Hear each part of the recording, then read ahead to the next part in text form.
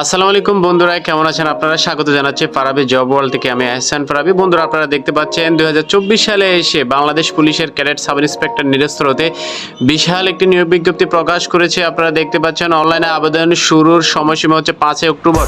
5 October 2024 খ্রিস্টাব্দ সকাল 10 ঘটিকা হতে আবেদন শুরু হবে এবং আবেদনের শেষ তারিখ হচ্ছে 20 অক্টোবর 2024 খ্রিস্টাব্দ 23:49। তার মানে রাত 11:49 পর্যন্ত আপনি আবেদন করতে পারবেন। সময় পাচ্ছেন মাত্র 15 দিন। বন্ধুরা, বাংলাদেশ পুলিশের আরেকটি নিয়োগ হচ্ছে বাংলাদেশ ট্রেনিং রিক্রুট কনস্টেবল। কিছুদিন আগে বিশাল একটি নিয়োগ বিজ্ঞপ্তি প্রকাশ করা হয়েছে। এখানে 4200 জন লোক এখানে নিয়োগ করা হবে। অনলাইনে আবেদন শুরু হয়ে গেছে 1 অক্টোবর থেকে, শেষ হবে 15 অক্টোবর। সময় মাত্র 15 দিন। তার মানে বোঝাই যাচ্ছে যে বিশাল একটি নিয়োগ। তো এখানে 4200 আর বাংলাদেশ সাব ইন্সপেক্টরের লোক নেওয়া হবে 1000 জন। আপনারা যার যেটাতে ইচ্ছে সেটাতে আপনারা কিন্তু মনের ইচ্ছে মতো আপনারা আবেদন করতে পারবেন। বন্ধুরা, বাংলাদেশ পুলিশ কনস্টেবল নিয়োগের 1 তারিখে কিন্তু 1,96,000 কিন্তু আবেদন জমা পড়ছিল প্রথম দিনই। অতএব আপনি বুঝতে পারছেন কি পরিমাণ আবেদন পড়েছে বাংলাদেশ পুলিশে। সে পরিমাণ আপনাকে নিজেকে যোগ্য করে তুলতে হবে এবং সেই সাথে আপনারা দেখতে পাচ্ছেন আমাদের পুলিশ কনস্টেবল নিয়োগের জন্য কিন্তু আপনাদের লিখিত এবং ভাইভা এবং যে পরীক্ষাগুলো আছে সেগুলোতে কিন্তু আপনার ভালোভাবে প্রিপারেশন নিতে হবে। মূল ভিডিওতে যাওয়ার পূর্বে ছোট্ট একটা তথ্য আপনাদের মাঝে তুলে ধরতেছি। যারা বাংলাদেশ পুলিশ কনস্টেবল নিয়োগ 2024 সালে আপনারা আবেদন করেছেন, আপনারা শুধু মাঠে কিন্তু টিকলে হবে না, আপনাদেরকে কিন্তু লিখিত এবং ভাইভা পরীক্ষা উত্তীর্ণ হতে হবে। আপনারা দেখতে পাচ্ছেন আমি চূড়ান্ত সাজেশন আপনাদের মাঝে নিয়ে এসেছি, যার মূল্য কিন্তু শুধুমাত্র 100 টাকা। এখানে কিন্তু আপনার সমস্ত প্রশ্ন ব্যাংক এবং সমাধান সহ দেওয়া আছে। অতএব এই প্রশ্ন ব্যাংক এবং পূর্ববর্তী যে পরীক্ষাগুলো হয়েছে লিখিত পরীক্ষা এবং ভাইবার আলোকে কিন্তু এই চূড়ান্ত সাজেশনটা তৈরি করা হয়েছে। এটা আপনারা কিভাবে পাবেন দেখতে পাচ্ছেন। বিকাশ এবং নগদ পার্সোনাল যে একটা নাম্বার দেওয়া আছে, ওই নাম্বারে সেন্ড মানিটা করে আমাকে হোয়াটসঅ্যাপে মেসেজ দিবেন, ভাইয়া আমি আপনাদের নাম্বারে একটু হোয়াটসঅ্যাপ করেছি, আমার চূড়ান্ত সাজেশনটা দরকার। আমি সাথে সাথে কিন্তু আপনার নাম্বারটা ওখানে বললে আমি চেক করে আপনাকে এই চূড়ান্ত সাজেশনের পিডিএফটা আপনাদেরকে পাঠিয়ে দেবো। বন্ধুরা, সাব ইন্সপেক্টর নিয়োগে যেটাকে আপনারা এসআই হিসেবে জানেন, এখানে প্রার্থীর বয়স, যোগ্যতা ও অভিজ্ঞতা সম্পর্কে নিম্নে উল্লেখ করা হয়েছে। আপনারা প্রথমে দেখতে পাচ্ছেন প্রার্থীর বয়স 20 অক্টোবর 2024 খ্রিস্টাব্দ।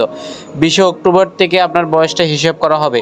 এখানে 19 বছর হতে 27 বছরের মধ্যে হলে কিন্তু আপনি এখানে আবেদন করতে পারবেন। এখানে বীর মুক্তিযোদ্ধা, শহীদ মুক্তিযোদ্ধার সন্তানদের ক্ষেত্রে 32 বছর। বন্ধুরা, এখানে আপনারা জানেন যে ছাত্র বৈষম্য আন্দোলন হচ্ছে আপনার কোটা বৈষম্যের যে আন্দোলনের পরে যে কোটা যে বৈষম্য, এটার যে সংস্করণ হয়েছে, এটার অনুপাতে কিন্তু এটা অনুসরণ করা হবে। শিক্ষাগত যোগ্যতা, অনুমোদিত যে কোনো বিশ্ববিদ্যালয় হতে ন্যূনতম স্নাতক ডিগ্রি পাস হতে হবে এবং কম্পিউটার ব্যবহারের দক্ষতা এবং অভিজ্ঞতা আপনার থাকতে হবে।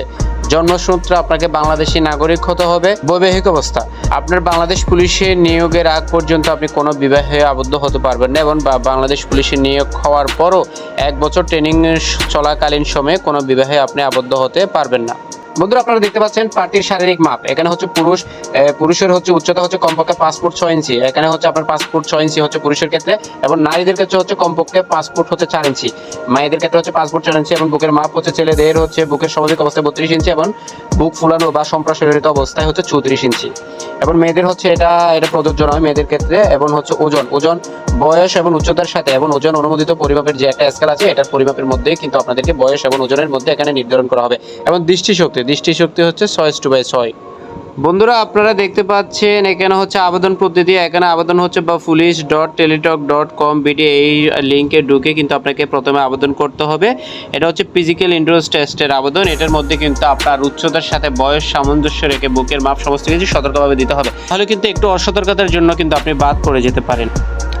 বন্ধুরা, আপনারা দেখতে পাচ্ছেন অনলাইনে আবেদনের পরে শারীরিক মাপ ও কাগজপত্র যাচাই ও শারীরিক সক্ষমতা যাচাই, পরীক্ষার প্রবেশপত্র বা অ্যাডমিট কার্ড সংগ্রহকরণ কিভাবে করতে হবে আপনারা দেখতে পাচ্ছেন। প্রিলিমিনারি স্ক্রিনিং শেষে যারা বাছাই পর্বে আপনারা টিকবেন, এখানে আপনাদেরকে SMS পাঠানো হবে আপনাদের ইউজার আইডি এবং পাসওয়ার্ড দিয়ে। আপনারা উক্ত আইডিতে ঢুকে admit card for physical endurance টেস্টের আপনার ডাউনলোড করে 2টা কপি আপনার প্রিন্ট করতে হবে এবং শারীরিক মাপ এবং কাগজপত্র সহ শারীরিক এবং সক্ষমতা যাচাই পরীক্ষা সহ প্রার্থীদের অবশ্যই প্রবেশপত্রের 2টি কপি সঙ্গে নিয়ে আসতে হবে। মাঠে যখন আপনারা আসবেন ফিজিক্যাল এন্ডুরেন্স টেস্টের আপনারা 2টা কপি আপনারা 100% আপনাদের সাথে নিয়ে আসতে হবে। বন্ধুরা, শারীরিক মাপ ও কাগজপত্র যাচাইকরণ ও শারীরিক সক্ষমতা যাচাই পরীক্ষা, এটা হচ্ছে আপনারা 3 দিন ব্যাপী এই পরীক্ষাটা চলবে।